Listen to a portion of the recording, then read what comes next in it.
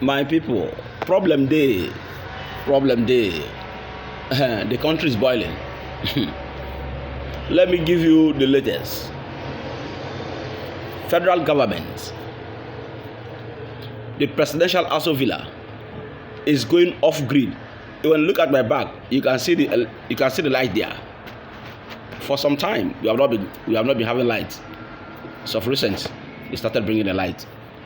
So the federal government is going off grid in order to install solar energy in the presidential villa to power all appliances in the presidential villa, with the sum of 10 billion naira being awarded to go off grid. The question is, federal government is now avoiding our own property or assets. Who are they leaving their assets for? That is why you see in Nigeria, a government will build hospitals, schools, and they are not using those clinics that which they build. They will not send their children and their words to those schools that which they build. They will send their children to overseas, where they feel that the schools in overseas and the hospitals in overseas are better than the ones that which they build in Nigeria.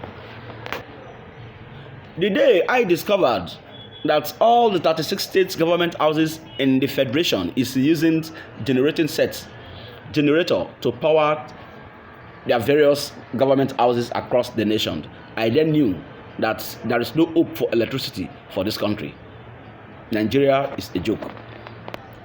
Nigeria continues to import generating sets to our country. It is a simple indication that Nigeria is not ready to boost and fire up our electricity supply, to improve the well-being of Nigerians and open the frontiers of Nigerian economy for any reason.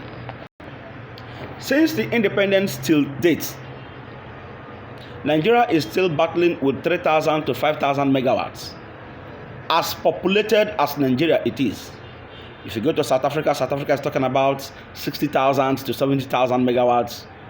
A fellow African country, is it Egypt that which you want to talk about? Nigeria, that which claim and portray ourselves as the giant of Africa, is battling with 3,000 to 5,000 megawatts. Nigerian electricity is, it's just like the stock market, that where your stock is fluctuating. It's off on. Nigeria, which way are we?